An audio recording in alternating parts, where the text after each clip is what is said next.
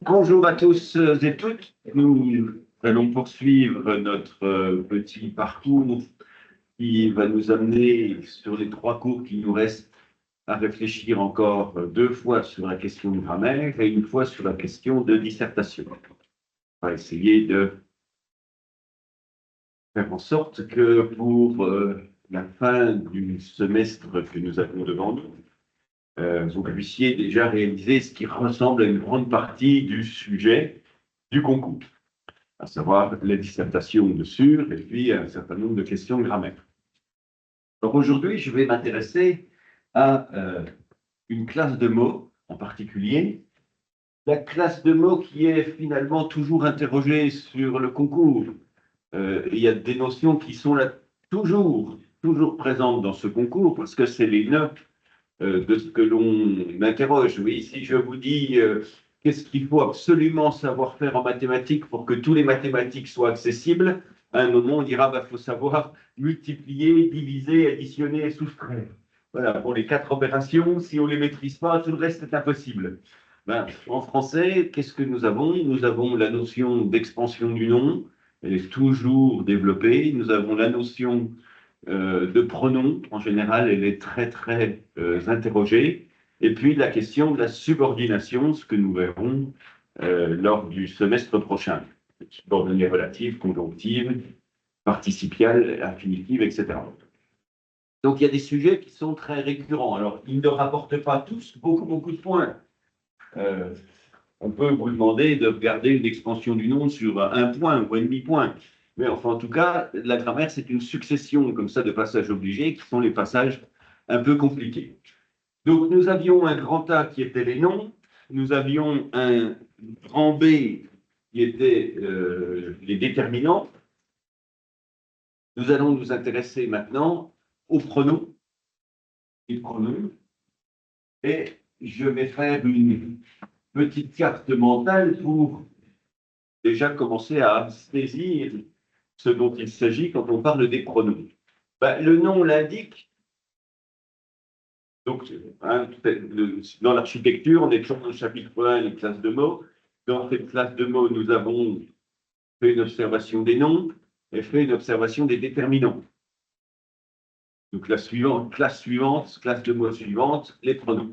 Donc, ça devrait nous faire le grand C. Pronom, ça s'explique comme ça se dit. Pronom, ça veut dire à la place des noms. Pronom à la place des noms. Dans la langue française, nous avons un certain nombre de mots qui se mettent à la place d'autres noms. Si je dis j'ai vu Marie, eh bien, dans la phrase suivante, elle m'a vu aussi. Dans la deuxième phrase, nous aurions pu avoir Marie, je a vu aussi. Marie, je a vu aussi. Mais déjà, le je connaît une transformation, mais il y a des mots qui vont en remplacer d'autres.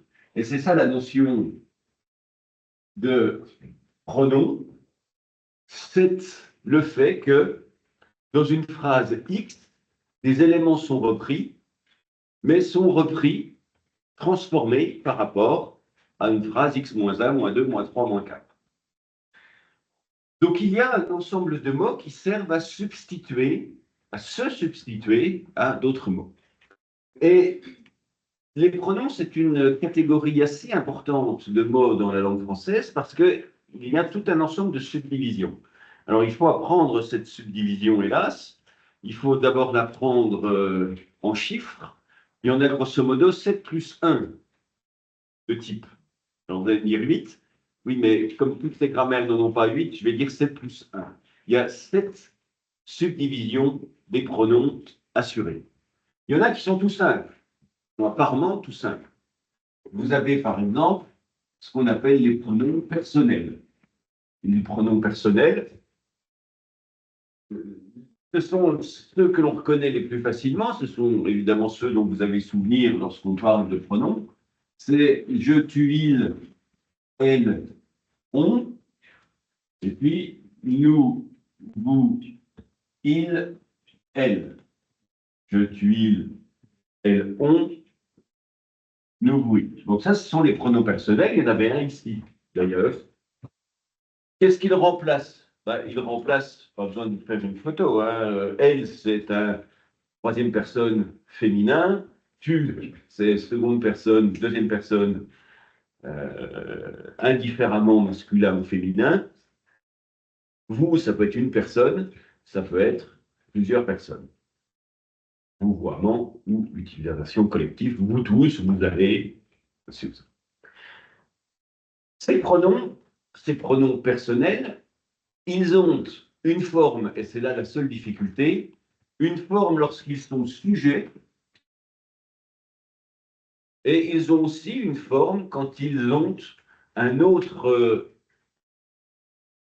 fonction, une autre fonction dans la phrase. Me, te, se, lui, nous, vous, eux. On l'a comme exemple ici. Elle m'a dit, elle m'a vu, elle a vu qui? Ben, me, hein, donc il est COD. Et ils ont enfin une autre forme qui est moi, toi, soi,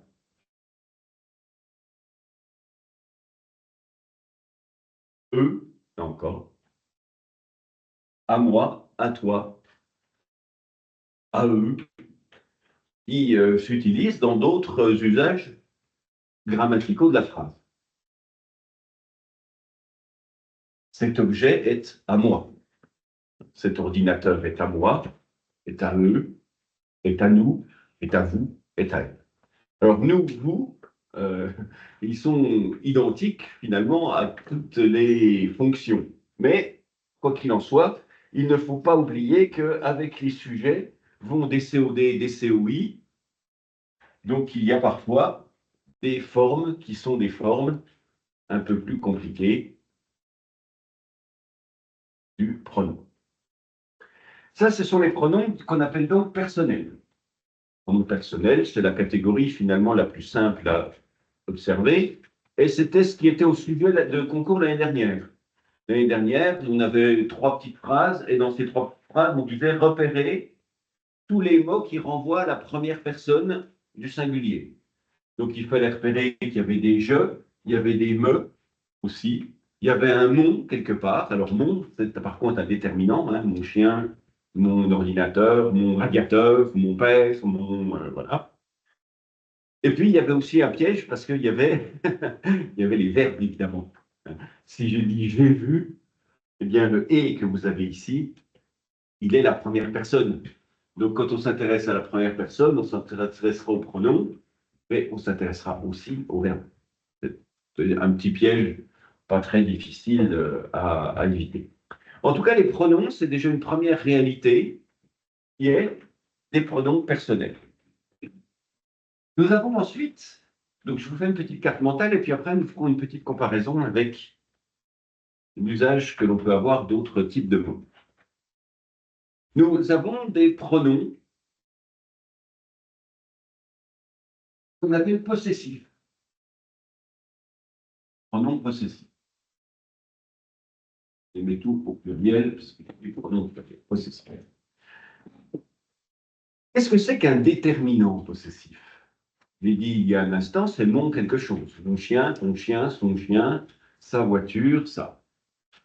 Qu'est-ce que c'est qu'un pronom possessif? Eh bien, c'est le mien, le tien, le sien, le nôtre, le mien, le nôtre, le vôtre. Le leur.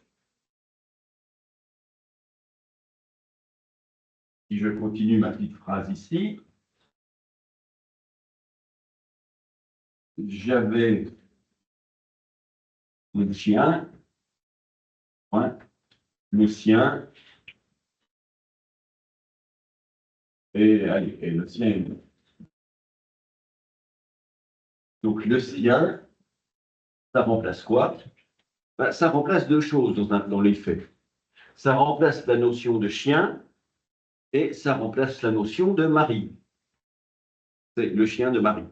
Si je veux remettre à la place des pronoms les mots d'origine, je dirais j'ai vu Marie, Marie à moi a vu aussi, moi j'avais mon chien,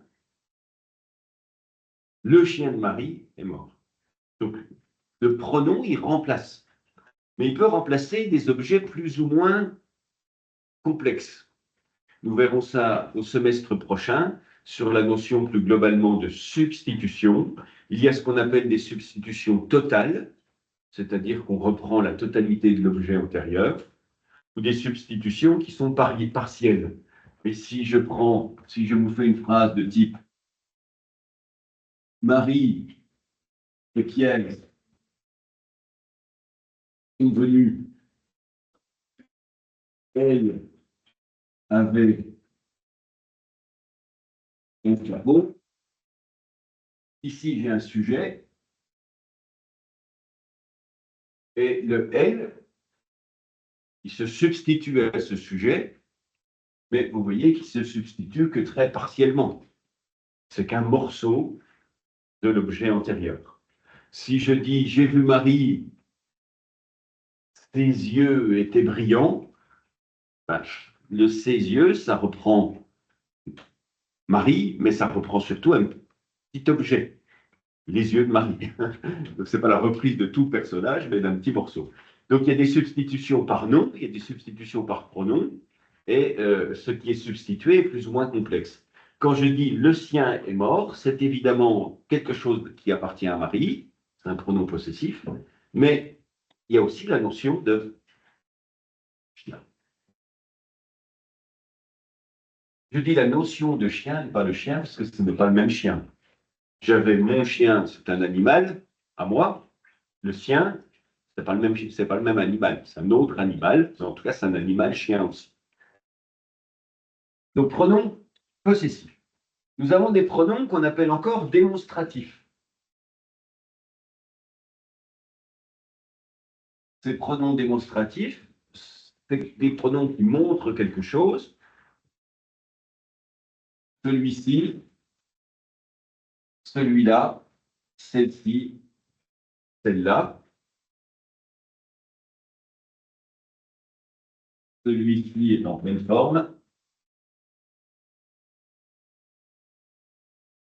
Si j'ai un pronom, je montre quelque chose, je désigne quelque chose. Dans le contexte, on doit savoir ce que c'est. Là, je ne fais pas, mais je parle d'un chien, celui-ci là-bas est en pleine forme. Quoi? Eh bien, tiens, tiens, pronom démonstratif. Qu'est-ce que nous avons encore comme type de pronoms? Nous avons des pronoms numéraux. Et c'est AUX au bout, puisque un numéral, des numéros. Le numéral envoie, comme le déterminant, à des chiffres, des nombres. Donc le premier, le deuxième, le cinquième, ou 3, 7, 9.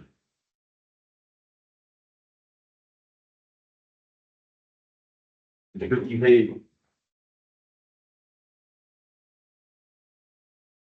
deux hommes vivent, 3 repartent. Et c'est là, avec cet exemple-là, que vous allez concevoir la difficulté de la notion de pronom. C'est qu'un pronom, ça se met à la place d'un nom. Un pronom, ça se met à la place d'un nom. Ce qui fait que quand nous avons un bloc avec un nom, il n'y a dedans pas de pronom. Il y a ici un déterminant numéral, déterminant plus nom. Et c'est ici où il n'y a pas de nom. Si je vous dis 3 quoi, Eh bien, le 3, il remplace non seulement 1, 2, 3, comme ça, mais il remplace aussi la notion exprimée par le nous. Donc, c'est ça c'est pas le deuxième point de ce cours, et c'est là la grande idée, c'est que la différence entre un déterminant et un pronom, c'est que les déterminants fonctionnent toujours plus avec un nom, quand le pronom ne fonctionne jamais avec un nom.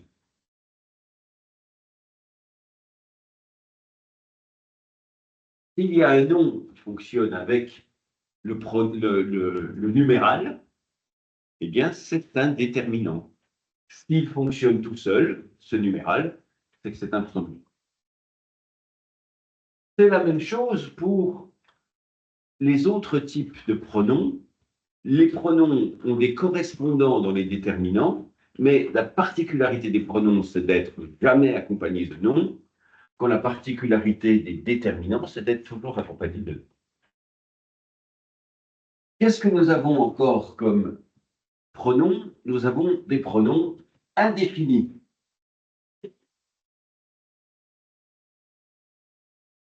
Ces pronoms indéfinis, c'est nul, aucun, beaucoup, certain. C'est en quelque sorte entre le même ensemble que les déterminants indéfinis, sauf que la différence, c'est l'usage. Alors là encore, je vais prendre un petit exemple. Si je vous dis certains hommes partaient, certains revenaient, sur le papier, on a ici 2 fois certains.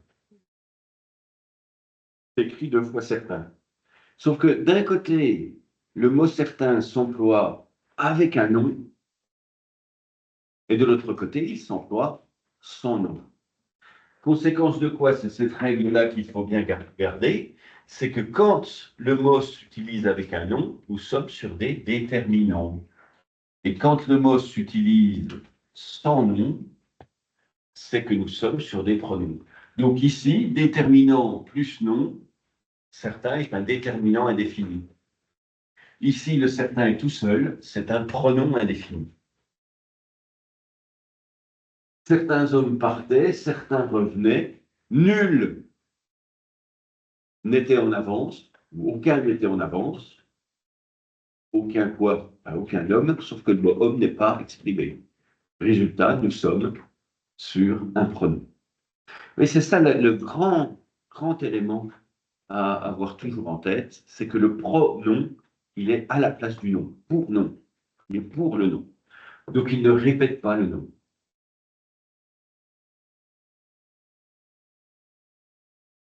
Ce sera la même chose pour le pronom interrogatif. Quel homme est arrivé? Quel plus homme? Quel plus homme? C'est un déterminant. Qui est arrivé? Lequel est arrivé? Le lequel, le qui, est tout seul. Donc c'est un pronom. Quand il y a un nom, c'est un déterminant. Quand il n'y a pas de nom, c'est un pronom. 1, 2, 3, 4, 5, 6. Il m'en manque 1 plus 1. Celui qui me manque, c'est le relatif. Et le relatif, nous l'avons déjà vu. Ils sont une petite poignée. C'est qui que quoi dont où. Qui que quoi dont où, ou avec un accent. Qui que quoi dont où. Plus toutes les variations possibles sur lequel.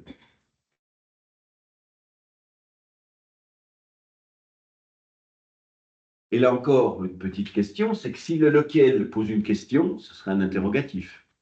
Lequel est venu? C'est une question. Ce chien, lequel est vraiment idiot. C'est encore enfui. Lequel est vraiment idiot? Ce n'est pas une question. Ça introduit une proposition subordonnée relative. On verra ça au semestre suivant. Proposition subordonnée relative. Ce chien dont je te parle, ce chien qui est à moi, ce chien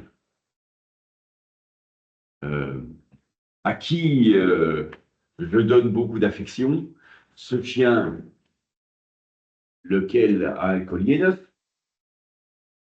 est à moi. Tous ces petits morceaux de phrases qu'on appelle des propositions sont introduits par un pronom relatif, ça introduit des propositions relatives. Qui, que, quoi, dont, où, plus toutes les variations sur lequel, lesquels, par lesquels, pour lesquels, sur lesquels. Donc, une petite difficulté à retenir, il m'en manque une, hein, encore de catégorie, mais première petite difficulté, c'est que quand il y a un nom, ce n'est pas un pronom. Et deuxième difficulté, c'est celui finalement des interrogations. Et qui, ça peut être un pronom relatif, mais ça peut être aussi un pronom interrogatif. Deux exemples qui permettront de voir cela.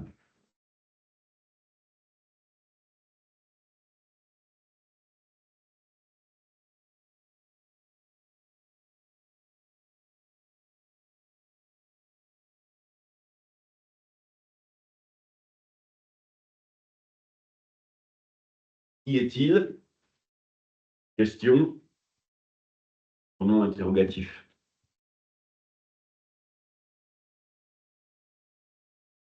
Le chien qui est là est à moi. Le qui est là, le chien qui est là, ça ne pose pas de question, ça désigne quelque chose. Qui est là? Celui qui est là, là. Et donc là, c'est un pronom relatif. Et ce serait la même chose avec lequel. Lequel est venu, point d'interrogation, une question, pronom interrogatif. Le chien, duquel je t'ai vraiment parlé longuement jusqu'à présent, est à moi, duquel ne pose pas de question, ce sera un pronom relatif. 1, 2, 3, 4, 5, 6, 7. Donc. Alors, il y en a potentiellement dans les grammaires un de plus, qui est le pronom. Alors, je vais le mettre d'une autre couleur.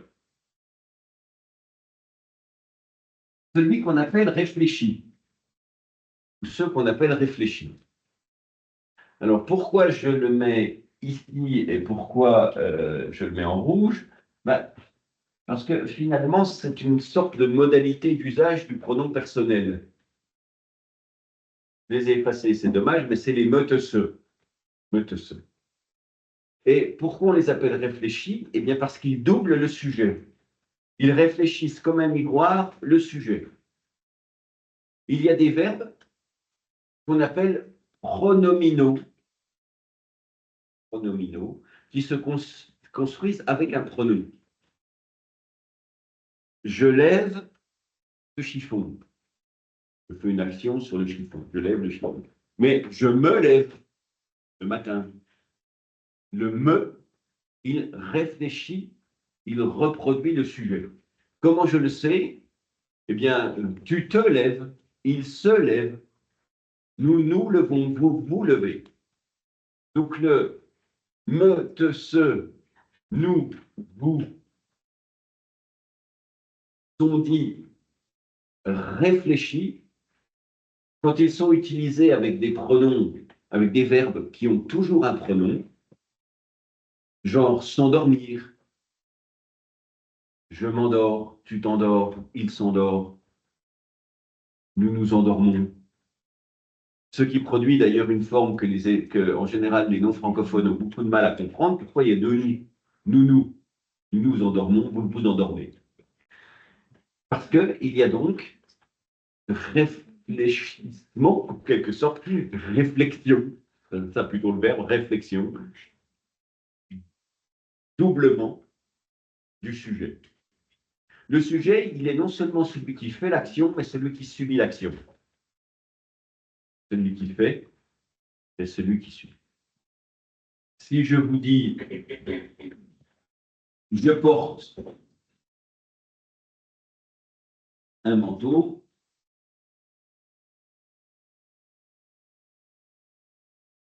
si je veux supprimer un manteau dans une phrase postérieure, cela donnera je le porte. On remplacera manteau par un pronom personnel, le, lui, la. Regarde cette pomme, je la mange. Je mange quoi? Le la, un pronom personnel, je ne sais pas citer donc là tout à l'heure. Le la, les, c'est un pronom personnel. Pourquoi c'est un pronom? Parce qu'il n'y a pas de nom avec, hein. Et ça remporte manteau. Le remporte manteau. Si, au contraire, je me porte bien, ben, là, ce n'est pas le verbe porter, c'est le verbe me porter. Et ce verbe porter, se porter, je me porte bien. Quand on va changer le sujet, ça va changer le pronom réfléchi, puisque le pronom réfléchi varie avec le pronom sujet. Voilà un manteau, je le porte bien, ce manteau, tu le portes bien, il le porte bien, nous le portons bien, ce manteau, vous le portez bien, ce manteau. Le ne change pas parce qu'il renvoie à un manteau. Donc le sujet peut varier, le ne bougera pas parce qu'il renvoie à un manteau. Par contre, dans les verbes où il y a un pronom réfléchi, on change de sujet. Je me porte bien, tu te portes bien, il se porte bien, nous nous portons bien. Donc en fait, certaines grammaires disent que ce sont des pronoms personnels réfléchis. C'est un usage particulier du pronom. Et d'autres grammaires en font une catégorie en soi. Pronom personnel. Un pronom réfléchi. Donc, comment on sait si un pronom est réfléchi ou pas? Vous changez de sujet. Donc, vous changez de sujet. Et si le pronom change avec, c'est qu'il était réfléchi.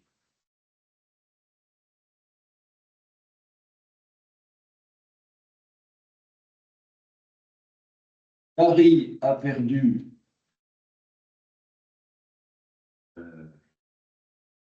la bourse avec des pièces dedans. Elle la retrouve. Elle retrouve quoi? Sa bourse. Elle la retrouve. Et puis, Marie, elle.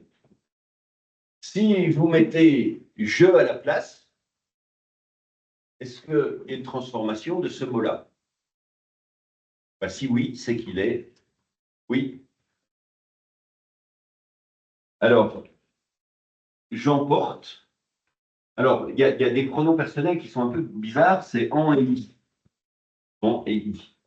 Dans la liste. Pourquoi? Parce qu'ils remplacent soit des idées, soit des objets. Je vais à Paris. Tu y es allé déjà? Le i est un pronom, donc y, hein, est un pronom qui remplace Paris. Et si je te dis tu as déjà mangé du riz, tu en as mangé, le en remplace riz. Ou alors le en, donc il remplace des objets aussi. Il peut remplacer des phrases complètes. Exemple, elle, euh, elle est partie en Afrique. Jean revient pas. Je vais pas vous faire, attendez, je vais faire une phrase comme en grammaire correcte. Je n'en reviens pas. Le en ici, il remplace quoi? Eh bien, il remplace tout le Afrique. Le en remplace l'idée antérieure. Donc, c'est des formes, le en y, faites bien de me poser la question, c'est des formes particulières du pronom du pronom personnel. Donc, on a les me, te, ce, les on, les i, les toi, moi, soi, et puis les le, la, les, leur, je leur dis de venir. Mais leur, je vais en parler dans un instant. Donc, on a finalement 7 catégories de pronoms. Démonstratif, le mien, le tien, le sien. Indéfini, beaucoup, certains, aucun n'est venu, beaucoup sont arrivés. Qui, lequel, pour les interrogatifs. Qui, que, quoi, dont, où, les relatifs. Le troisième, le cinquième, le septième, sans nom après les pronoms numéros. Le mien, le tien, le sien, possessif, et celui-ci, celui-là, démonstratif. Ceux-là. Avec une catégorie donc un peu incertaine, c'est le réfléchi. Comme on le reconnaît, hein, je le répète, il suffit de changer le sujet. Si le reste suit, si le me, te, se transforme en même temps que le sujet, c'est qu'il est réfléchi. Et puis, il y a un petit cas particulier, c'est le dernier. Les grammaires ne savent pas trop quoi en faire en général. C'est un usage particulier du pronom personnel il, qui est un usage qu'on dit impersonnel. C'est un pronom personnel impersonnel. C'est personnel impersonnel, donc c'est un peu ridicule. Certaines grammaires même le feront, ce pronom personnel impersonnel, en feront une dernière catégorie.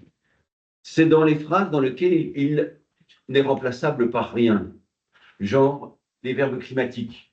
Mais il pleut, vous ne pouvez mettre aucun nom à la place du pleu. On ne peut pas dire, pas du il. On ne peut pas dire le ciel pleut. Le ciel pleut, ça ne veut rien dire. La pluie pleut, c'est idiot. Le temps pleut, c'est complètement idiot aussi. Les verbes climatiques, il pleut, il neige, il vente. On a là un usage particulier de il qui fait que ce il n'est remplaçable par rien du tout. En général, il est toujours remplaçable par quelque chose. Il est mal garé, Pierre est mal garé. Le chauffeur est mal garé. Le conducteur est mal garé. Il se remplace par n'importe quel autre nom.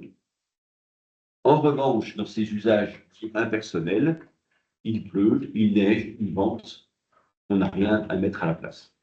Et il y en a un autre usage que vous connaissez, c'est dans le fameux il était une fois. Il était une fois, il y a, il était une fois dans une forêt lointaine une sorcière. Je ne peux pas dire une sorcière y a dans la forêt. Je ne peux pas dire non plus une fois il y a dans la forêt. Le il y a, il était une fois, il est, il faut. Tous ces emplois-là, il faut, on ne peut rien mettre à la place. Je ne peux pas dire il faut que je fasse mes devoirs, il faut que je fasse mes devoirs, je faut faire mes devoirs. Je faut faire mes devoirs, ça ne marche pas. Donc c'est ce qu'on appelle un emploi impersonnel du il. Il y a un autre mot qui s'emploie de cette façon-là, c'est le C apostrophe, ou le ce, donc c'est l'heure, c'est un emploi, c'est lui. Ce apostrophe, c'est un emploi dit impersonnel. On y reviendra là aussi au second semestre. Parce que c'est ce qu'on appelle une forme de phrase, les phrases dites impersonnelles. Quoi qu'il en soit, en général, les pronoms sont des pronoms personnels. Il y a quelques bizarreries sur les pronoms réfléchis et une bizarrerie sur le il. Mais on n'a pas de souci sur la question. Alors, on va faire une petite comparaison, c'est le second point de mon cours. On va faire une comparaison entre l'usage des déterminants et l'usage des pronoms. Car là, je vais vous faire un petit tableau. Tableau l'ordinateur, ce sera plus lisible. Quand est-ce qu'on parle de pronoms? Quand est-ce qu'on parle de déterminants? Ben, la règle, elle est là. C'est que d'un côté, on aura la présence de noms, de l'autre côté, on n'aura pas la présence de noms.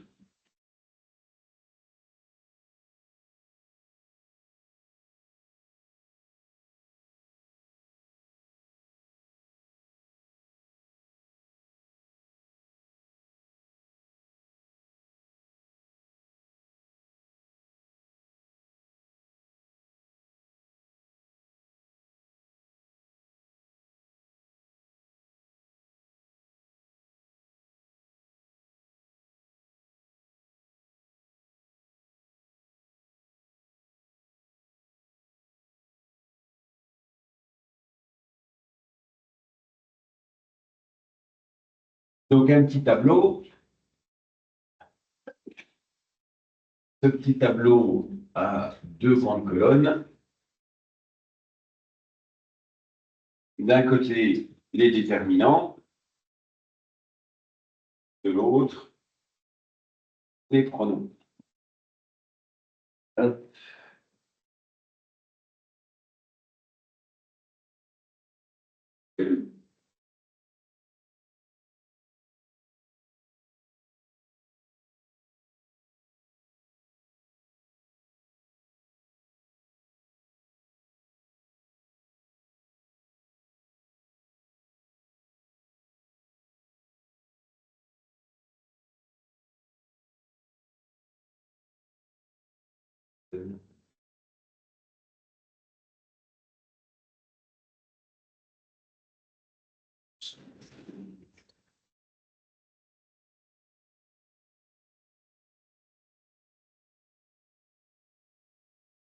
Ah, voilà.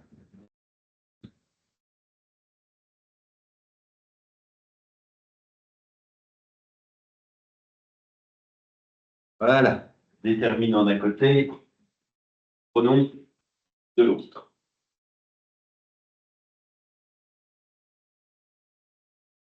Les déterminants. On a des déterminants possessifs. La particularité de ces déterminants possessifs, c'est qu'ils indiquent à qui appartient l'objet, possession, mais qu'ils sont toujours accompagnés évidemment d'un nom. On dira mon chien, ton chien, leur chien, notre chien, votre chien. Il y aura donc toujours un nom qui ira avec le possessif. Et du côté des pronoms, ben, on a la même chose, on a des pronoms possessifs, mais ces pronoms possessifs remplacent le nom. Autrement dit, le mien, le tien, le leur. Absence, évidemment, du nom. Euh, J'insiste un peu là-dessus parce que c'est ce qui fait, en fait, la difficulté de l'exercice. On vous donne un paragraphe et puis on vous dit relevez les pronoms. Et à partir du moment où vous mettez le mon dedans, de mon chien, ben vous avez raté l'information centrale sur les pronoms. C'est que le pronom n'est pas accompagné du nom. Le pronom n'est pas accompagné du nom. On aura donc mon chien est mort ici, et de ce côté-là, on aura le mien est mort. D'un côté, il y a le nom, de l'autre côté, eh bien, il n'y a pas le nom. Ça qui fait la grande différence. Les démonstratifs, ben, c'est le même cas. Nous avons ici ce chien, ces chiens, cette, cette voiture. Ça désigne quelque chose. Quand nous aurons du côté du pronom démonstratif, celui-ci, celle-ci.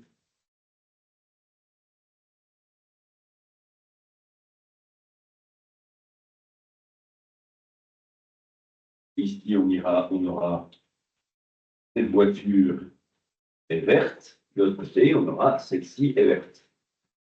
Avec la présence toujours du nom. Il ne sera pas présent dans le démonstratif. Si je prends l'interrogatif, même question,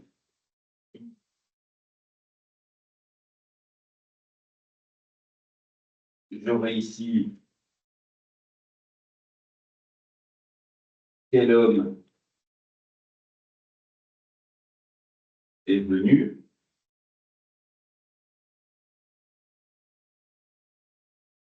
quelle aventure s'est déroulée à Paris, avec présence toujours d'un nom, ce qui me donnera du côté des interrogatifs qui est venu, laquelle s'est déroulée à Paris. Absence du nom. Absence du nom. Présence du déterminant, absence du déterminant, c'est ce qui fait l'essentiel de la chose. Si je prends l'indéfini, il y a un déterminant indéfini comme il y a un pronom indéfini. Beaucoup d'hommes sont venus. Certains individus étaient en retard. Ici, présence non. Quand du côté des pronoms indéfinis, bien, je ne l'aurai pas. Pourquoi je prends beaucoup? Parce que beaucoup, il a comme particularité de changer un petit peu. Vous voyez, c'est beaucoup de quand il est pronom, quand il est déterminant, beaucoup de. Et c'est simplement beaucoup quand il est pronom. Certains et retard. Présence du nom, absence du nom. Vous aurez donc compris le principe des numéros.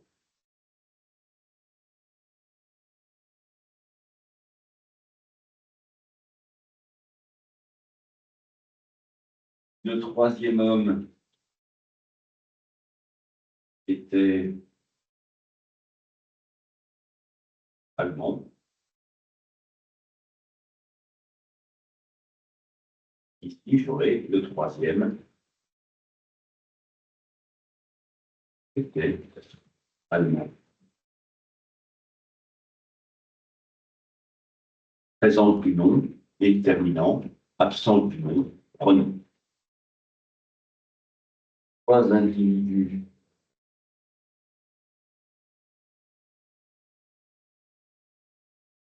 regardaient par la fenêtre.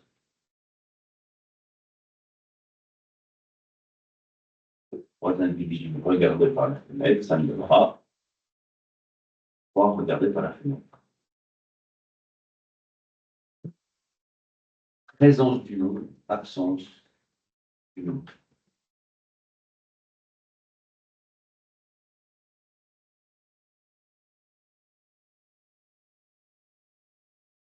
Un, deux, trois, quatre, cinq. Alors après, il me reste des pronoms qui n'ont pas d'équivalent. Chez les déterminants, nous avons donc le personnel et personnel.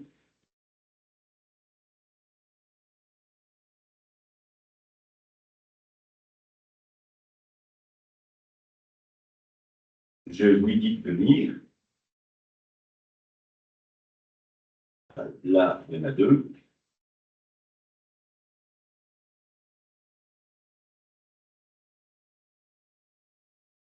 Je pense à toi.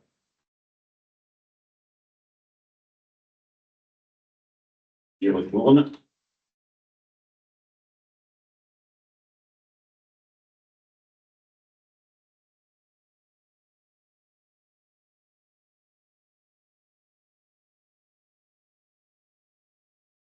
Je me dépêche. Et celui-là, je le mets en marron parce qu'il est aussi réfléchi. Je me dépêche, tu te dépêches, il se dépêche, nous nous dépêchons, vous vous dépêchez.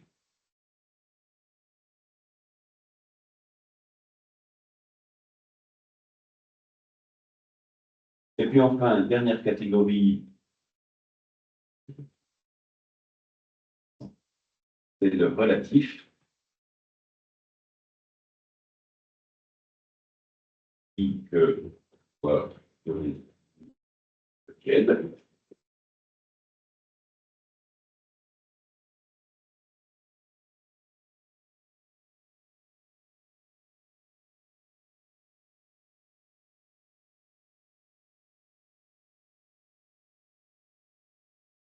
Le chien qui est là est à moi, lequel est là est à moi, etc. Donc il y a 6 types de déterminants. Je n'ai pas mis les articles. Et puis, il y a au moins 7 plus une catégorie de pronoms. La difficulté, c'est évidemment de savoir, quand on parle de pronoms déterminants, par exemple, là, j'ai un objet. Le chien qui est là est à moi. Ça peut être deux choses de le. Ça peut être un déterminant, l'aller, le chien, la voiture, les oiseaux.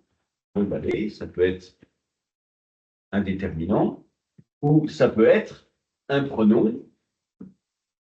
Je le vois. Je le vois.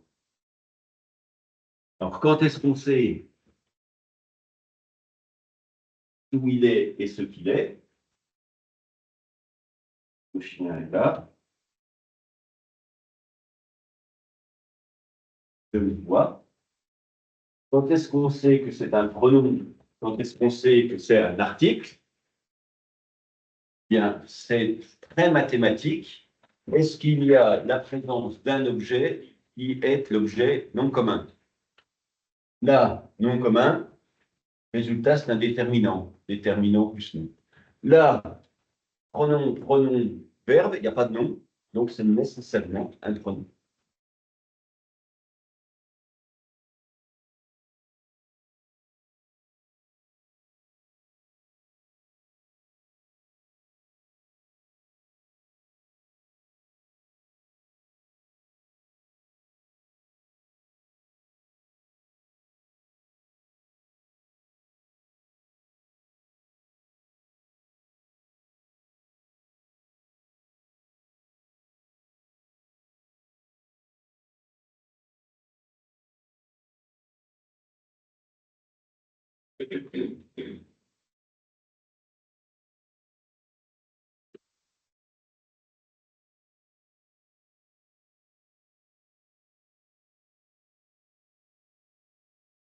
Il y a 4 leurres dans cette phrase, dans ces 4 phrases-là.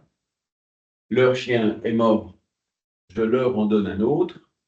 Leurs chiens sont morts, je leur propose d'en acheter un. Il y a 4 leurres. Enfin, 2 fois, c'est un leurre déterminant, possessif, et 2 fois, c'est un pronom. Et quand est-ce que je le sais que c'est un déterminant possessif? Eh bien, quand il y a un nom qui est collé avec. Leur. Chien, chien. Chien, voilà. Leur chien, c'est un déterminant. Ici, pas de nom. Résultat, c'est un pronom. Et vous noterez la chose importante sur l'heure, c'est que l'heure ne prend, mon corpus n'est pas très bien fait, mais je vais changer. Hop. Leur chienne est morte.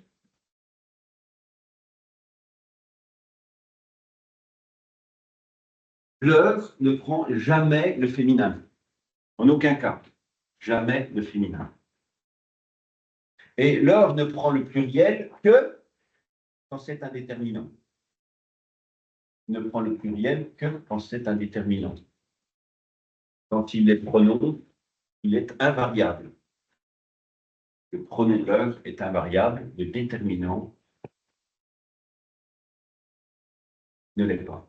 Vous vous en rappelez, tenter les liaisons. Un mot qui commence par une voyelle, oiseau, leurs oiseaux sont morts, oiseaux, liaison, leur plus oiseau, leurs oiseaux. Donc il y a un S au bout, leurs oiseaux. Donc ils s'accordent.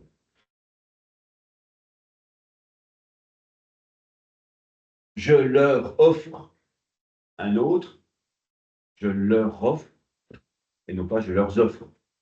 Je leur offre, pas je leur offre, je leur offre un autre. Donc, présence du S, pluriel. Si le S est là, on fera une liaison avec ce qui suit, on saura qu'il est pluriel. Ou alors, pour donner la vraie règle de grammaire, c'est que quand il est déterminant, il ne prend jamais de féminin, mais il prend le pluriel. Quand il est pronom, il ne prend ni féminin ni pluriel, il est invariable. Bon, bah alors, petit exercice qui est un exercice de type concours. Dans les phrases suivantes, relevez les pronoms et les déterminants. Relevez les pronoms et les déterminants. Je prends Victor Hugo. Après la bataille, qu'est-ce qu'elle est cette bataille?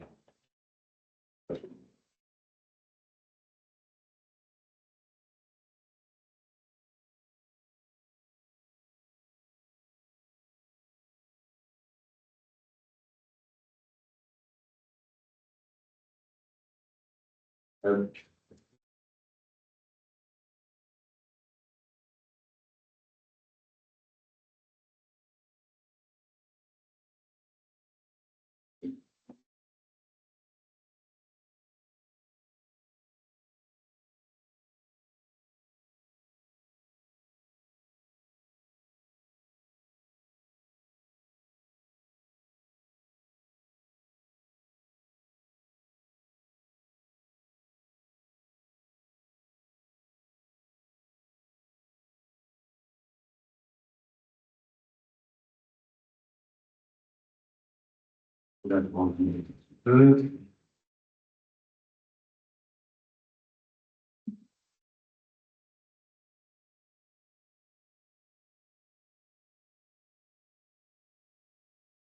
Mon père, ce héros au sourire si doux, suivi d'un ce lousard qu'il aimait entre tous, pour sa grande bravoure et pour sa haute taille, parcourait à cheval, le soir d'une bataille, le champ couvert de morts, sur qui tombait la nuit. Là-dedans, finalement, le type de mot qu'il y a le plus, à part peut-être les noms, bravoure, cheval, bataille, taille, eh bien, c'est les pronoms et les déterminants. Parce que ce sont vraiment des mots extrêmement courants dans la langue française. Le déterminant, il s'emploiera toujours avec un nom. Donc, vous tombez sur un nom, ce qui est devant est le déterminant. Et ça ne s'emploie jamais tout seul, le déterminant. Je ne peux pas dire mon, ce, au sourire si doux, suivi, ce nous a. Je ne peux pas. Il faut mon père, ce et vous. Donc, sur cette phrase-là, il faut me faire une catégorisation, grand 1, grand 2, grand 3, grand 4. Grand 1, ben, les possessifs, grand 2, les, etc., les démonstratifs. Et puis, pareil, parallèlement, il faut faire un classement des pronoms. Alors, on a rencontré la semaine dernière, ou la semaine d'avant, je ne sais plus trop, on a rencontré le jury de Franche-Comté. Vous savez que nous, on n'est pas dans les jurys, parce qu'on ne peut pas être juge et parti, donc on peut être dans les jurys des autres académies. Ça arrive, c'est arrivé quelques années que l'Alsace ou la Bourgogne nous mettent dans les jurys, mais on n'est pas dans le jury de Franche-Comté parce que ce serait biaisé entre vous, qui êtes candidat interne en quelque sorte, et tous les candidats externes. Vous ne connaissez pas les autres. Donc, on a rencontré le jury et le jury nous a dit que plutôt que des raisonnements en grammaire, il préférait des tableaux, des classements. Plutôt que des phrases construites en paragraphes, il préfère avoir les informations de manière synthétique. Ça se corrige aussi plus vite. Donc, qu'est-ce que nous allons avoir? Nous allons avoir une colonne déterminant, une colonne pronom, des subdivisions, comme mon tableau avait il y a un instant, et puis répartition des phénomènes. Allez, je vous laisse 5 minutes. Les déterminants, on les avait déjà fait. 5 minutes pour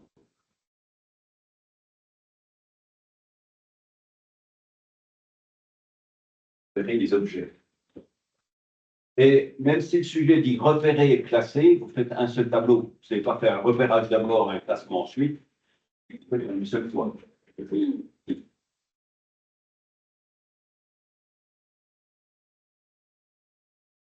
Non.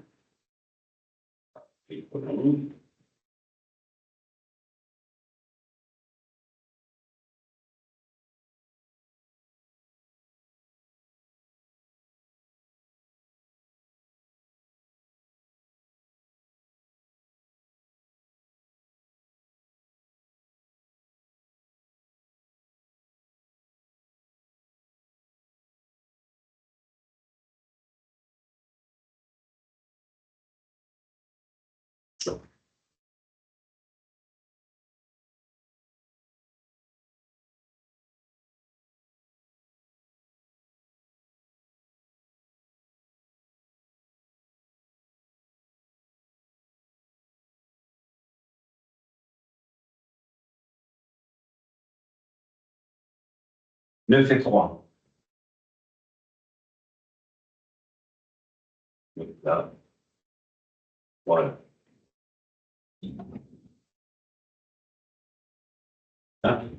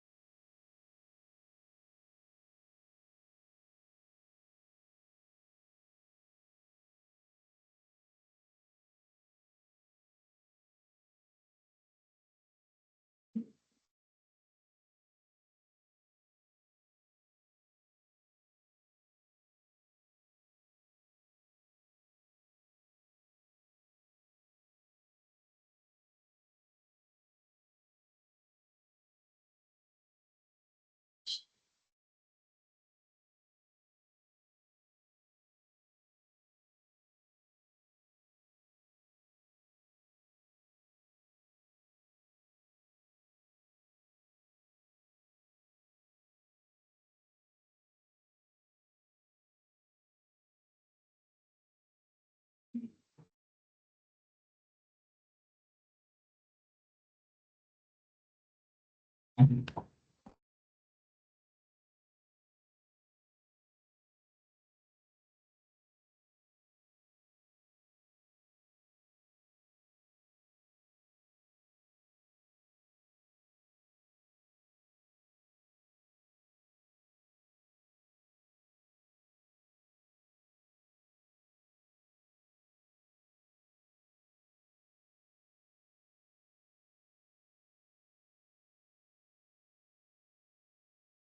Qui sera peut-être plus difficile de pronom à trouver.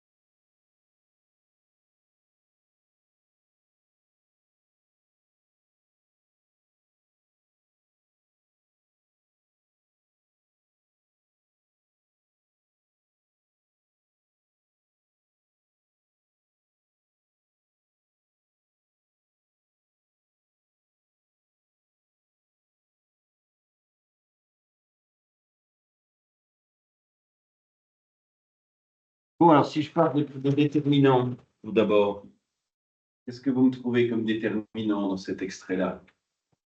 Oui. Déterminant, on le mettra dans les déterminants de type possessif. Est-ce qu'il y en a d'autres? Ça. Il y a 3 déterminants possessifs. Donc là, je vais mettre possessif et je mettrai mon père, sa bravoure, sa taille. Mon père, sa bravoure, sa taille. Avec un premier ensemble qui sera les déterminants possessifs. Ensuite, quelle autre catégorie de déterminants on a? Oui. Deuxième catégorie, les démonstratifs. Démonstratifs, est-ce qu'on en a un autre exemple? Et donc, il nous en restera tout un ensemble qui appartiendront à la dernière catégorie, qui sont les articles, le plus champ, la plus nuit, une plus bataille, le plus soir, un plus housard, et j'ai fait tout.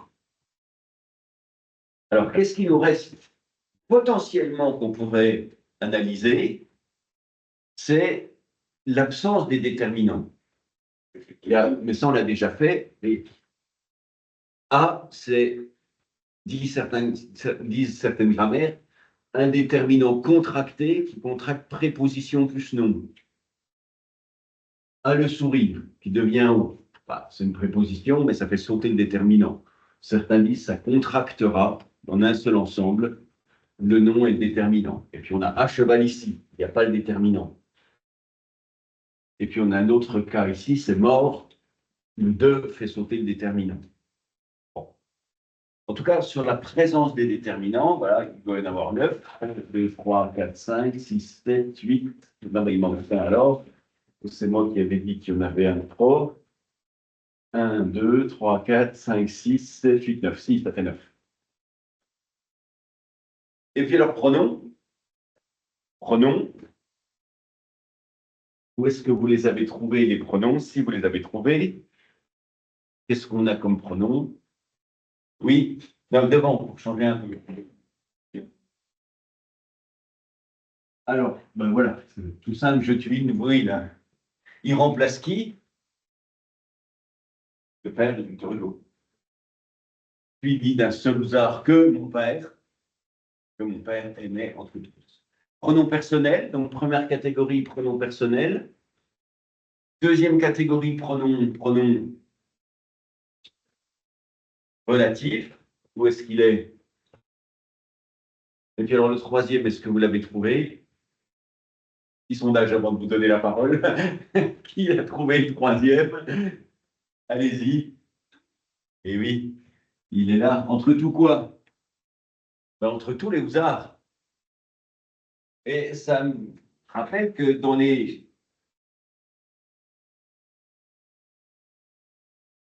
déterminants, il y a tout, tous, toutes, toutes les femmes, tout homme. Tout, c'est un déterminant indéfini. Beaucoup de certains. Mais quand il est utilisé tout seul, il devient pronom, puisqu'il n'y a pas de nom avec. Tous qui remplacent housard. Tous les housards possibles. Donc là, il est déterminant.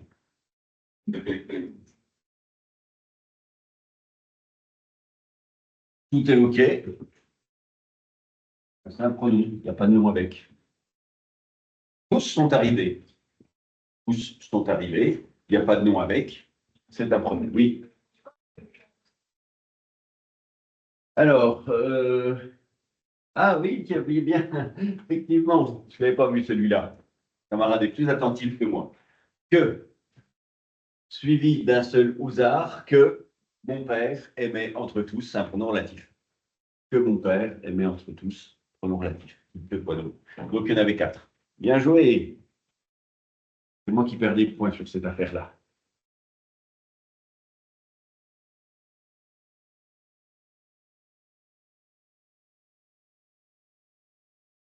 Allez, encore un petit. Il lui sembla dans l'ombre entendre un faible bruit. C'était un Espagnol de l'armée en déroute qui se traînait sanglant sur le bord de la route, râlant, brisé, livide et mort plus qu'à moitié, et qui disait à boire par pitié. Mon père ému tendit à son ouvert fidèle une gourde de rhum à sa selle et dit donne à boire à ce pauvre blessé.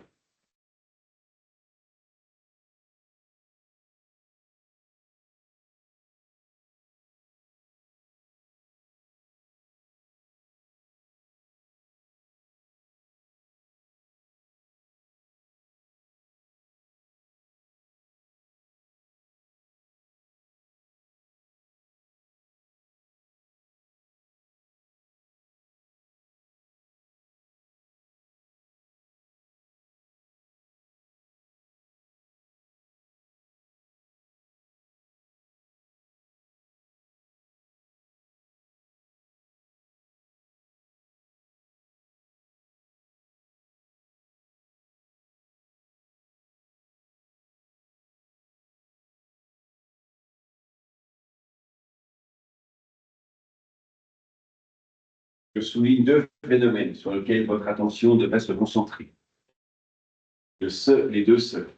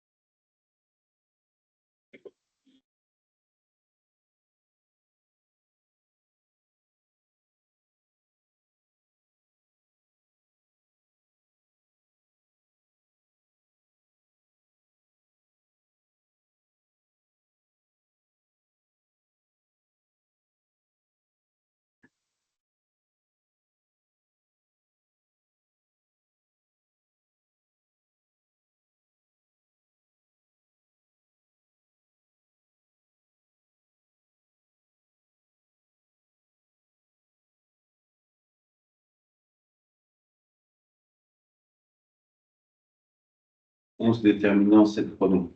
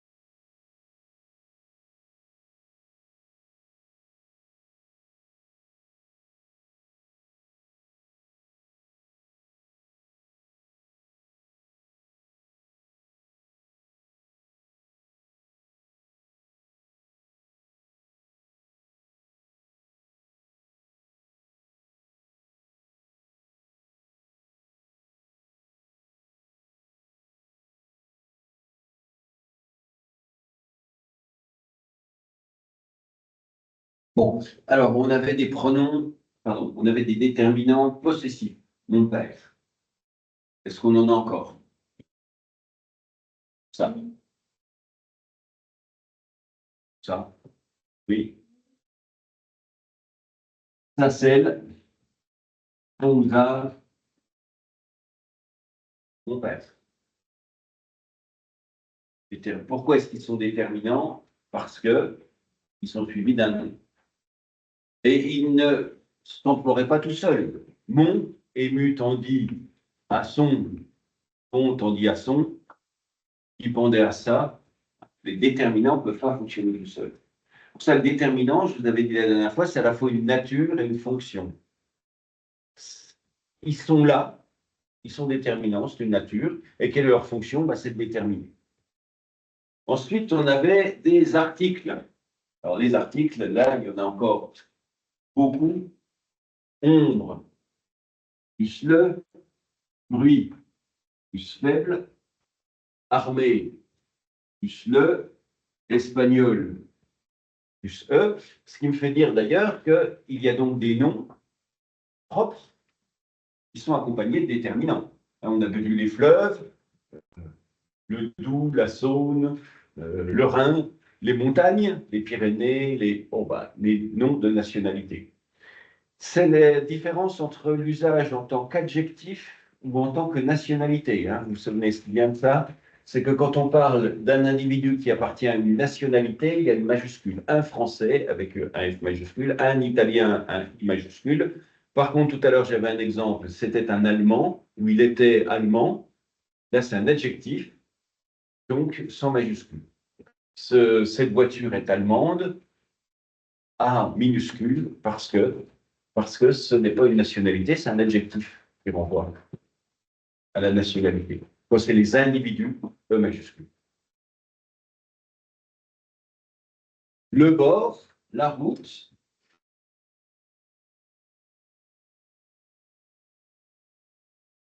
une gourde, une bourde. Et là, il faudrait faire un sous-classement quand même, parce que comme dans ces deux morceaux de phrase, on a quand même beaucoup de déterminants. Donc, il faudrait mettre tous les le ensemble, tous les le, l'aller ensemble, les définis, et tous les un, une, des, il n'y a pas de D, mais un, une ensemble, les indéfinis. Quand il y a un gros stock, on tente de subdiviser. Donc, on a fait à peu près le tour sur les déterminants. 1, 2, 3, 4, 5, 1, 2, 3, 4, 5, 6, 7, 8, 9. Alors, j'avais dit qu'il y en avait 11, donc il m'en manque. Sur les autres, et dit tiens, donne à boire à ce pauvre blessé. 1, 2, 3, 4, 5, 6, 7, 8, 9, 10, 11. Ouais, les 11 sont là. On avait un certain nombre de pronoms, en particulier relatifs. Que quoi donc ici, est-ce que nous avons encore des relatifs? On a un ici qui pendait. On en a un ici qui se traînait. Et on n'a pas celui-là. Là, c'est plus que, moins que, plus que, à moitié. C'est pas un relatif, celui-là.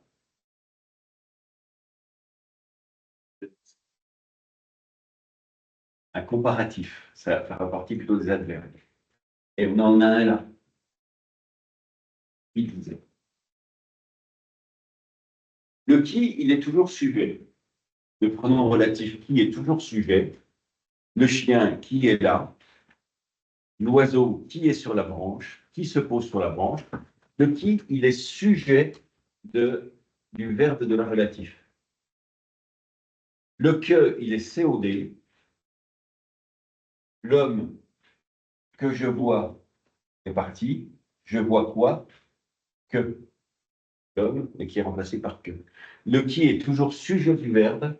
le que est toujours COD du verbe, et le dont est toujours COI. Cette affaire dont je te parle de quoi? De cette affaire qui est remplacée par dont. Mais on verra ça plus tard, c'est juste pour que vous observiez à l'avenir les petits que poids de nous, qui sujet, que COD, dont COI. Qu'est-ce que nous avons encore? Nous en avons des très simples au début.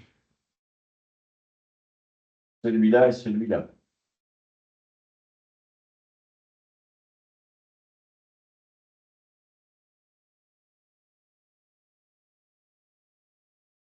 Pronom personnel.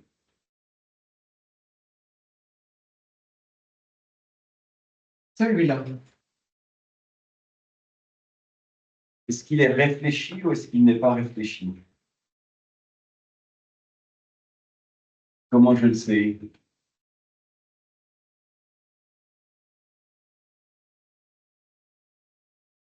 Oui. Dans les pronoms personnels, je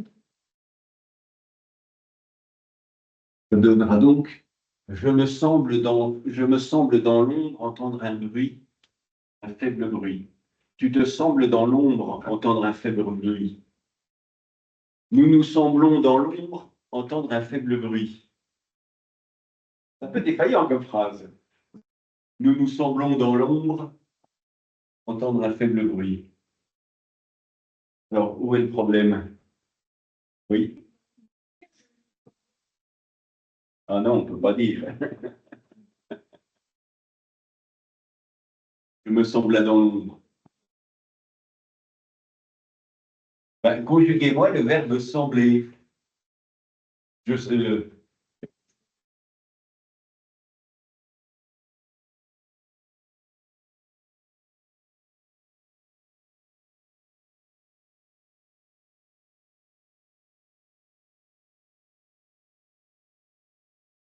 qu'il va pleuvoir.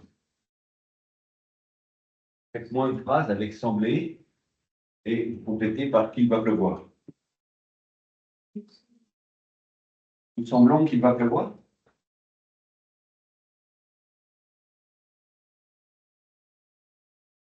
Ben, en fait, c'est celui-là qui pose problème. C'est que il doit bien y avoir quelque part un problème. Il semble qu'il y ait un problème. Il semble qu'il va pleuvoir.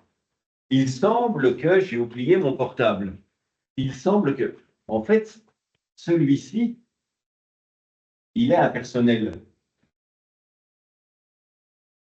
Il est impersonnel, c'est-à-dire qu'il est remplaçable par rien, et surtout pas par je ou par nous.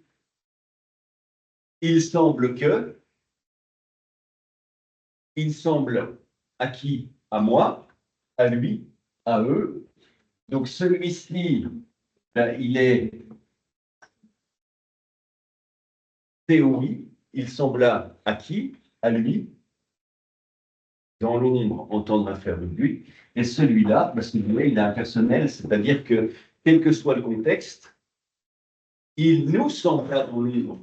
Oui, c'est pas nous nous semblâmes, nous semblons dans l'ombre, entendre affaire de lui. Nous semblons dans l'ombre, entendre affaire de lui. C'est il nous sembla dans l'ombre, entendre affaire de lui. Il leur sembla dans l'ombre, entendre affaire de lui. Il vous sembla dans l'ombre, entendre affaire de lui. Le il ne change jamais. Le il est impersonnel. Et le lui, au contraire, il est personnel. Donc le personnel, c'était le lui, pronom personnel, il est COI, il sembla à qui? À lui, et celui-là, il est sujet de sembler, mais il est inchangeable, il est dit impersonnel. Et j'avais posé deux petites questions, deux petits points d'interrogation sur les deux autres. Le C apostrophe ici, qu'est-ce que c'est? Est-ce que ça peut être un déterminant de type ce chien, ce véhicule, ce bureau? Pourquoi? Ben, c'est parce qu'il n'y a pas de nom, surtout. Là, il n'y a pas de nom. Donc, ça ne peut pas être déjà un déterminant. Donc, si ça ne peut pas être un déterminant, forcément, on tombe dans l'autre catégorie, on est dans le pronom.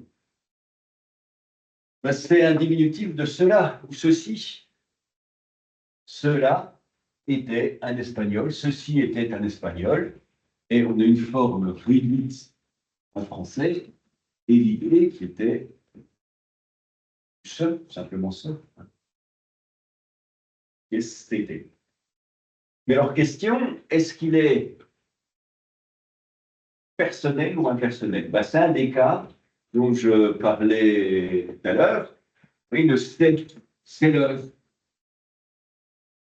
Le c'est, il peut se remplacer que par une seule chose, c'est un autre impersonnel. Il était l'heure, il est l'heure. Il est l'heure, c'est l'heure. Eh bien ici, le ce, il ne peut pas se remplacer par quoi que ce soit. Ceci était un espagnol, c'était un espagnol, c'est bien un pronom. C'est bien un pronom démonstratif, ce, mais il a un usage impersonnel, comme dans c'est l'heure. Donc certaines grammaires diront c'est un impersonnel, c'est tout. D'autres diront c'est un pronom démonstratif, ce, et ils ajouteront mais il a un usage impersonnel ici. Donc il y avait deux impersonnels ici et ici. C'est un peu compliqué. Et puis alors sur celui-là, est-ce qu'il est impersonnel ou pas? Pour l'instant, c'est il se traînait. Il se traînait. L'espagnol se traînait. Donc il se traînait. L'espagnol se traînait. Est-ce que si je remplace par le se traînait, le se bouge ou pas? Oui. Il se traînait, tu te traînais, je me traînais, nous nous traînions. Donc celui-là, il est réfléchi. Il se traînait, nous nous traînions, tu te traînais, il est impersonnel. Pour les pronoms ou les déterminants, il y a une forme de question un peu bizarre qui apparaît parfois, et c'était le cas l'année dernière aussi. Vous avez un ensemble de phrases ici, on va dire passez tous les pronoms au pluriel et faites les transformations que cela exige.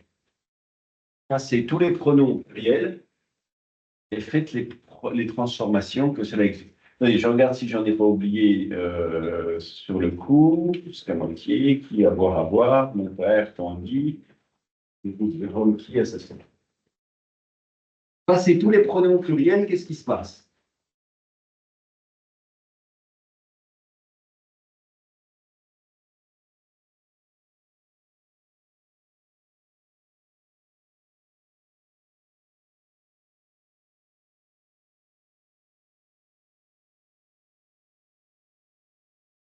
Ben, les impersonnels ne peuvent pas passer au pluriel, parce qu'ils sont impersonnels. Donc, il, leur, et comme c'est un pronom, il est invariable, pas de S au bout. Prends le pluriel, il leur sembla, dans l'ombre, entendre un faible bruit. Ce, il est impersonnel, donc ça ne bouge pas. C'était un espagnol de l'armée en déroute. Qui? Alors, si je veux passer le qui au pluriel, ben, ça donnera qui, mais il faudrait que je change ça. C'était des Espagnols. Alors, ça n'a aucune incidence. Mais si c'était un lequel, là, ça pose des problèmes. C'était un Espagnol de l'armée en déroute, virgule, lequel se traînait sanglant sur le bord de la route. Si on vous demande si c'était un lequel, et qu'on vous demande de le passer au pluriel, ben en fait, il faut que vous transformiez espagnol aussi. Parce que, évidemment, ça donne lesquels se traînait, avec IENT, mais pour que ça puisse être lesquels, il faut que celui-là change aussi. Donc, vous voyez, sur les changements, il faut se méfier. Il faut se méfier parce que ce n'est pas seulement les mots que l'on change. Il faut regarder toute la chaîne d'accords, ce que ça transforme. C'était un espagnol de l'armée en déroute, lesquels se trouvaient, ça ne se peut pas, donc il faut rajouter un pluriel sur espagnol. C'était des espagnols de l'armée en déroute, lesquels, qui n'auraient pas changé, mais lesquels se traînaient sanglants sur le bord de la route, parlant brisés, bah, ils sont brisés, ils vont passer comme ça. Livide est mort plus qu'à moitié, et qui disait à boire par pitié. Mon père ému tendit à son fousard fidèle une gourde de rhum qui pendait. Donc, si on veut au pluriel, bah, c'est des gourdes qui pendaient à sa selle et dit tiens, de n'avoir ce pauvre blessé.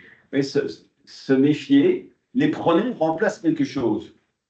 Les pronoms remplacent quelque chose. Alors, si vous les changez, ça veut dire que la chose remplacée était elle-même au pluriel. L'année dernière, il fallait remplacer des petits vieux par des petites vieilles, je crois, de tête comme ça, des petites vieilles. Alors, en plus, il y avait l'accord des participes passés à faire ou pas, au féminin, le pluriel. Bon, à partir de maintenant, quand vous tombez sur un texte, vous devez être capable de repérer tout un ensemble de mots. Oui. Ben, s'il est impersonnel, il ne changera pas. Il leur sembla, oui, ben, il sembla. Si on admettons que c'est Pierre et Marie, de leur, le lui, il sembla à Pierre et Marie il sembla à Pierre et Marie. Et puis on ne peut pas dire, Pierre et Marie semblèrent, dans l'ombre, entendre un. Il sembla dans cet usage-là, c'est vraiment un impersonnel. Il semble, il faut, il doit bien y avoir quelque part un endroit où il doit, c'est donc des formes impersonnelles. Et ça a une incidence, je ne le trouve pas pour l'instant, mais sur celui-là, en fait, celui-là, théoriquement, il ne se met jamais au pluriel. Euh, Quel est le sujet de l'idée? Ben, c'est ce.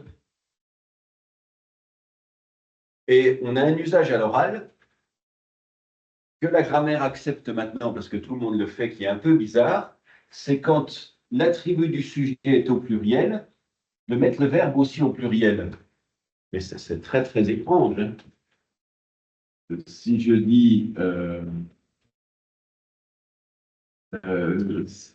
c'est Pierre qui arrive, le sujet de et c'est ce. Mais si je dis Pierre et Marie, ben, ça donne Pierre et Marie. C'est Pierre et Marie qui arrivent avec ENT au bout. Mais on a tendance à faire ce sont Pierre et Marie qui arrivent. Et là, c'est très, très problématique parce que le sujet, ça reste ce. Et ça, c'est les attributs du sujet. Ce sont, théoriquement, c'est une faute de grammaire. Hein, ce sont eux qui ont. Et comment on le sait? Eh bien, mettez-moi ici. Vous n'allez pas accorder le verbe être avec moi. Ça donnerait ce suis-moi.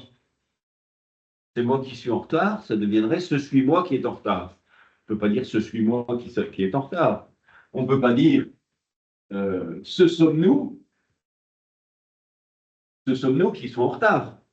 Et ce qui après, c'est l'attribut du sujet. Ça n'a pas d'incidence sur le verbe. Le sujet, c'est toujours ce. Donc c'est toujours c'est et jamais autre chose. Ce qui est après n'est pas le sujet. Alors la grammaire est très embêtée avec cette notion-là parce que tout le monde dit ce sont eux qui ont fait, ce sont les oiseaux qui ont mangé les graines, ce sont. On accorde en fait le verbe avec son attribut. Donc la grammaire accepte ce son, mais alors fait une description un peu particulière en disant que le vrai sujet c'est lui le vrai sujet, mais que ce qui suit c'est le sujet grammatical. Pour faire ce son, il faut bien qu'il y ait un pluriel. Donc ça, c'est le sujet grammatical et ça, c'est le vrai sujet. C'est un peu bizarre, on en parlera à un autre moment, mais dites-vous bien que la forme normale, c'est de dire c'est eux qui ont, c'est les enfants qui jouent dans la cour, c'est les voitures qui sont mal garées, c'est les feuilles qui sont tombées, et non pas ce sont. Parce que le sujet, c'est ce. On ne peut pas dire ce suis moi qui suis en retard. On ne peut pas accorder le verbe être avec le moi. Donc là, c'est la même chose, on ne peut pas accorder le verbe être avec Pierre et Marie. Les impersonnels, c'est un sujet un peu en soi. C'est ce qu'on appelle une forme de phrase, et on verra ça au semestre prochain. il y a des types de phrases, elles sont interrogatives, exclamatives et déclaratives, puis il y a des formes de phrases, 5 formes, parmi lesquelles il y a cette forme impersonnelle un peu étrange. Il faut, il doit bien y avoir quelque part, il est l'heure, c'est l'heure, il y a, il était, une fois, etc. Quand vous avez un texte maintenant, vous devez être capable de déterminer la nature de tout un ensemble d'objets. Pronom, verbe, on ne nous a pas vu les verbes, mais enfin ils sont faciles à reconnaître. À, de, par, pour, dans, on ne les a pas encore vus tout à fait, mais on les a souvent fréquentés. Les prépositions, articles, nom, verbe, déterminant, adjectif, c'est ce dont on va parler maintenant. Nom, pronom, on va entrer dans le détail, verbe, déterminant, nom, préposition, article, nom, préposition, nom, pronom, verbe, adjectif, préposition, déterminant, nom, voilà. Donc il faut que vous entraîniez un petit peu à faire ça de temps en temps, pour voyez un texte, puis vous soulignez tout ce que vous ne savez pas analyser, puis vous allez voir dans le dictionnaire ce que c'est. Il faut aussi s'entraîner. Moi, je n'apprends encore, hein. Je n'apprends encore certains, donc je ne sais pas exactement ce que c'est. Je vais voir et je me dis, ah tiens, c'est.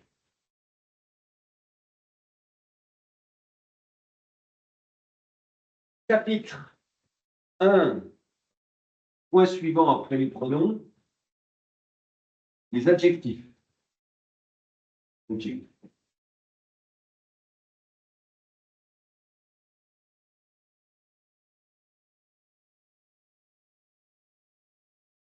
On avait un point déterminant, un point adjectif maintenant, un point pronom, un point adjectif, ça doit être le quatrième. Adjectif. Alors les adjectifs, pas grand-chose à savoir sur les adjectifs, ou beaucoup de choses. Pas grand-chose de nouveau. Les adjectifs, ils se divisent en deux catégories dans une grammaire normale traditionnelle. Il y a les adjectifs qualificatifs, c'est ceux qui donnent une caractéristique, grand, petit, rapide, agile, intelligent, jeune, vieux. L'adjectif qualificatif, il donne une qualification, donne une caractéristique. Et puis, je le mets entre crochets, parce que toutes les grammaires du monde ont une deuxième catégorie d'adjectifs, sauf la grammaire scolaire française, qui est les adjectifs déterminants. Et la grammaire française, scolaire en particulier, a placé tous ces objets-là dans les déterminants plutôt que dans les adjectifs. C'est les 5 types qui sont possessifs, démonstratifs, exclamatifs, interrogatifs, indéfinis et numéral. Les déterminants possessifs, démonstratifs, exclamatifs, tous ceux dont on vient de parler tout à l'heure, hein. Mon chien, ce chien, quel chien extraordinaire, tous les chiens, 3 chiens, ce sont des adjectifs théoriquement. Ce sont des adjectifs qu'on appelle des adjectifs déterminants ou des adjectifs non qualificatifs. Pour ne pas embrouiller les élèves, la grammaire française, elle a détaché tout cela des adjectifs pour les mettre dans les déterminants. Une grammaire normale, elle a une catégorie déterminant, il n'y a que les articles là-dedans. Et après, elle a une catégorie adjectif, où il y en a 2 types, ceux qui donnent une caractéristique, puis ceux qui sont déterminants. Donc, grammaire scolaire, elle fait comme j'ai fait moi, grande catégorie déterminante, il y en a 6 sortes. Il y a les articles, et puis il y en a 5 qui sont ceux-là, qui, soit dit en passant, sont des adjectifs. Mais dans grammaire scolaire, quand on parle d'adjectifs, on parle plus que de ceux-là, nous. La grammaire scolaire ne parle plus que des adjectifs qualificatifs. Tout cela, il les a bazardés, basculés dans les déterminants. Rappelez-vous que la grammaire, c'est une description. Donc, si vous voulez prendre un objet et le mettre ailleurs, ben, il suffit que la description soit acceptée par tout le monde. Donc, qu'est-ce que c'est qu'un adjectif qualificatif? Ben, c'est un mot qui donne une caractéristique en général un nom.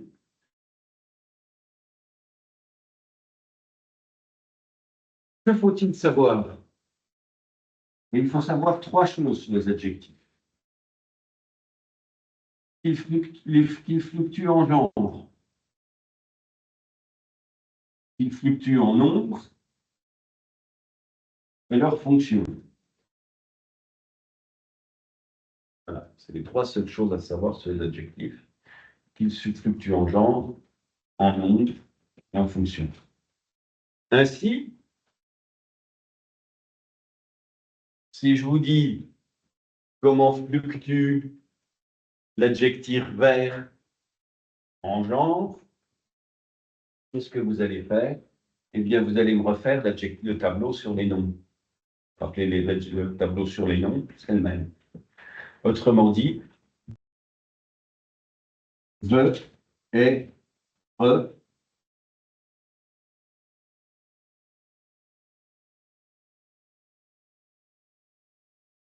À l'écrit, il prend un graphème en plus. À l'oral, il prend un phonème en plus.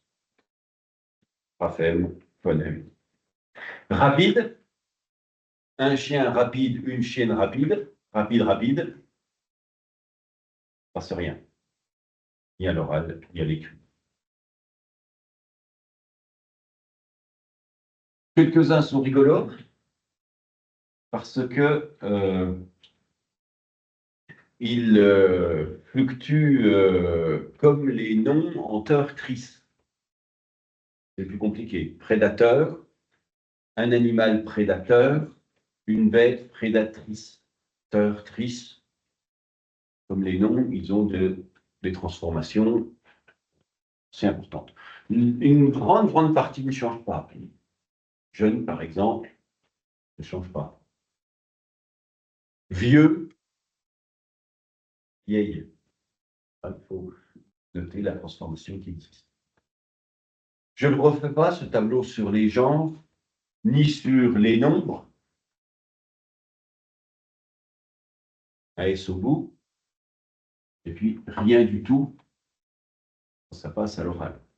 C'est exactement le même principe que les noms. Donc, vous regardez le tableau sur les noms, on a tout un ensemble de catégories, on peut mettre les adjectifs dedans. Et vous avez le tableau sur les genres, les genres et les nombres, c'est le même.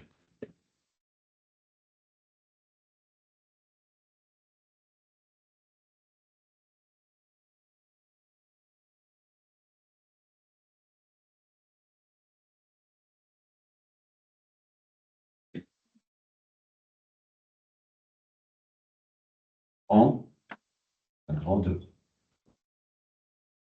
Un phonème en plus. Et à l'oral, à l'écrit, pardon, une lettre en plus. Donc, vous n'avez pas grand-chose à savoir sur les adjectifs que l'on sait déjà.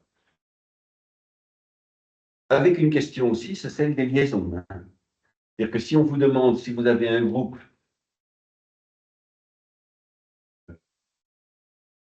un grand oiseau,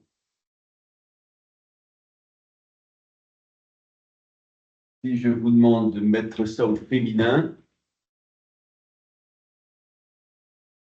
quelle est la nature du problème?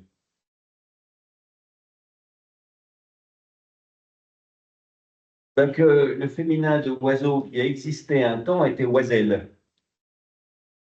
Mais c'est de l'ancien français, ça n'existe plus maintenant. Donc en fait, un, on peut le passer, grand, on peut le passer au féminin, mais le problème, c'est qu'oiseau, on ne peut pas. Donc, il faut expliquer que celui-là, on peut, celui-là, on peut, mais qu'il faut changer un nom, il ne faut pas mettre un nom de ce type-là, puisqu'il ne peut pas prendre la marque du féminin.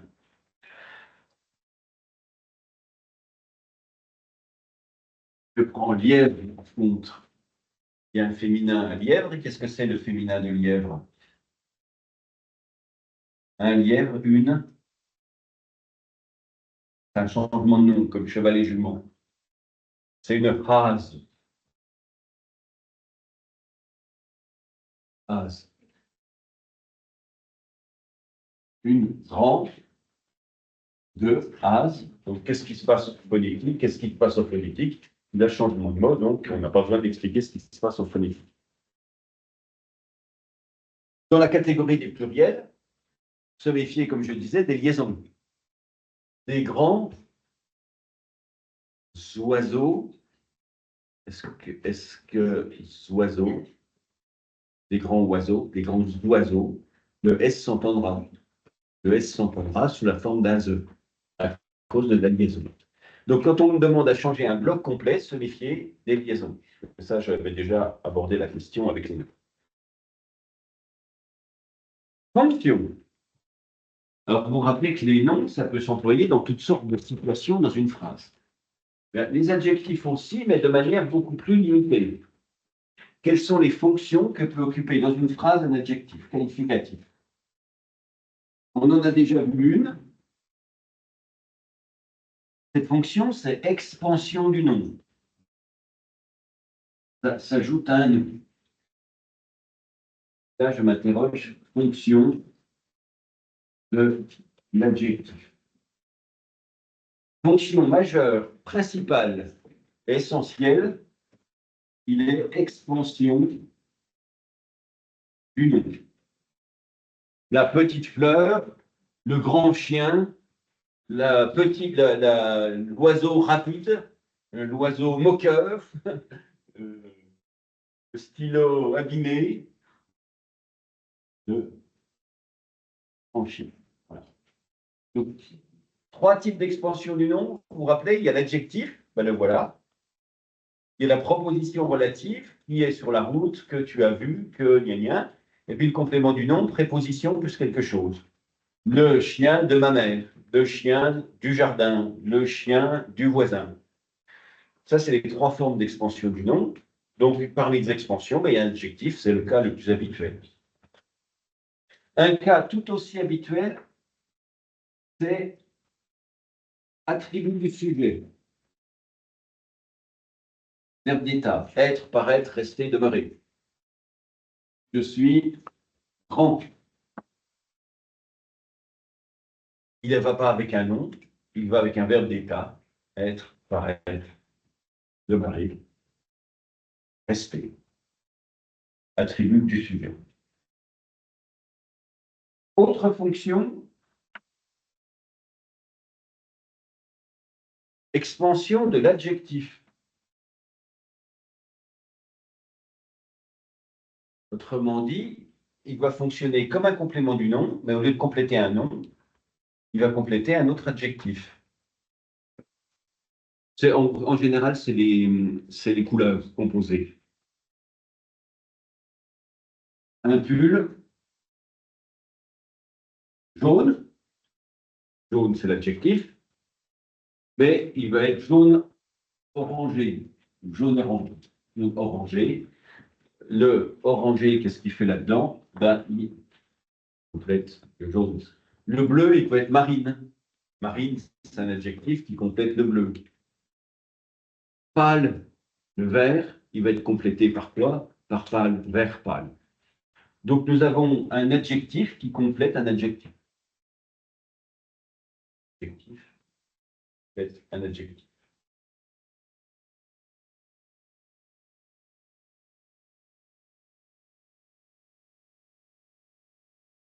Et puis enfin, il peut être en apposition.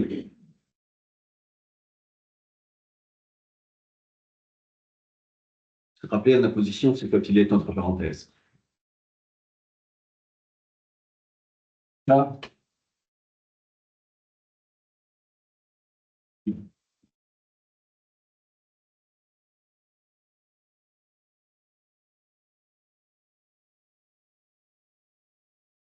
entre parenthèses, entre tirets.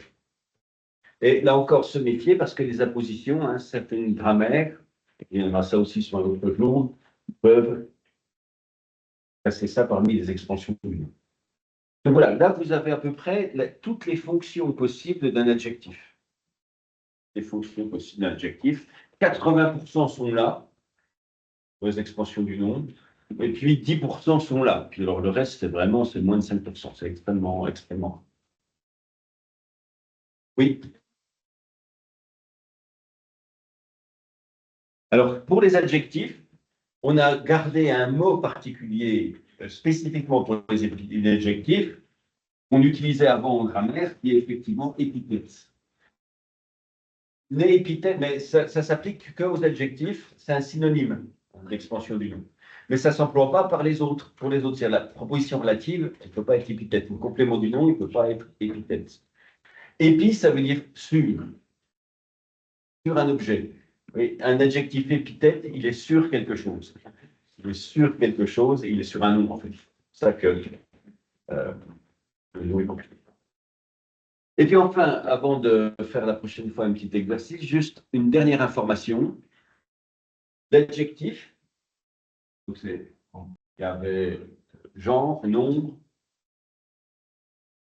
fonction, et j'aurais pu commencer en introduction par autre chose, donc je le mets en dernier point. La composition du groupe adjectival. Adjectival.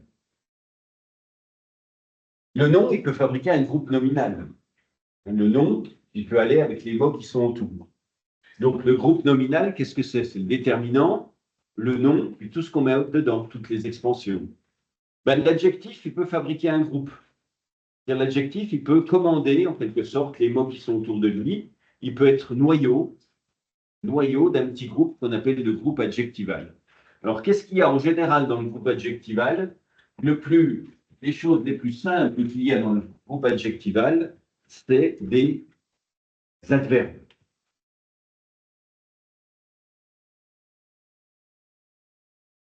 Si je reprends mon exemple ici, un pull jaune, mon pull, il peut être très jaune,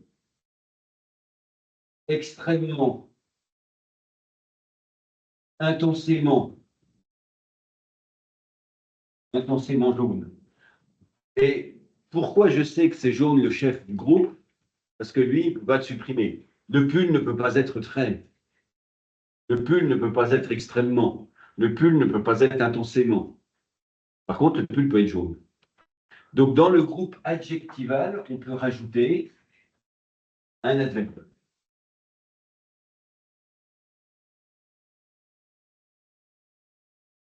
Qu'est-ce qu'on peut ajouter? On peut ajouter un autre adjectif. Ce sera donc expansion. C'est le cas ici. Jaune, orangé, bleu, marine. Un adjectif peut compléter un adjectif.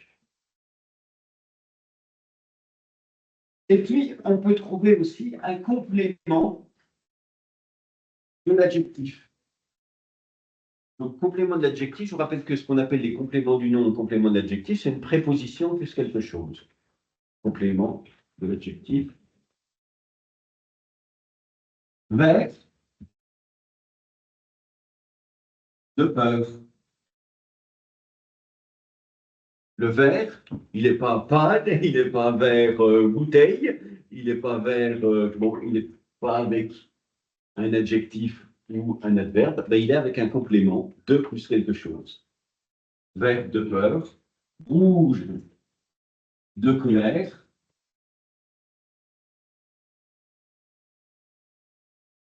triste à pleurer,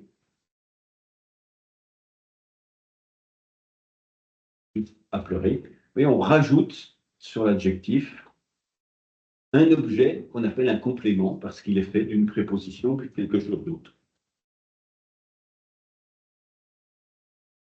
Et puis enfin, on peut rajouter des noms.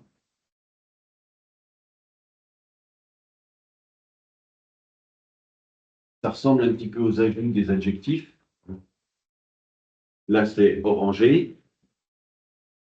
Mais si c'est de la couleur de la banane, moi, je mettrais jaune, jaune banane. Bon, jaune citron. Voilà, jaune citron, c'est mieux que banane. Jaune citron.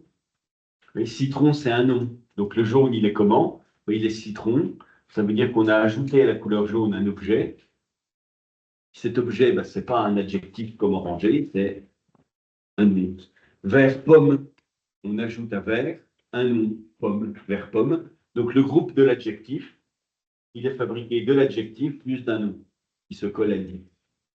Donc, dans un groupe adjectival, on a des adverbes, un jaune, on a des adjectifs, jaune-orangé, des noms, jaune-citron, on a des compléments de l'adjectif, jaune quoi? Qu'est-ce que ça pourrait être? Jaune de... Bon, c'est mieux avec vert ou rouge de colère.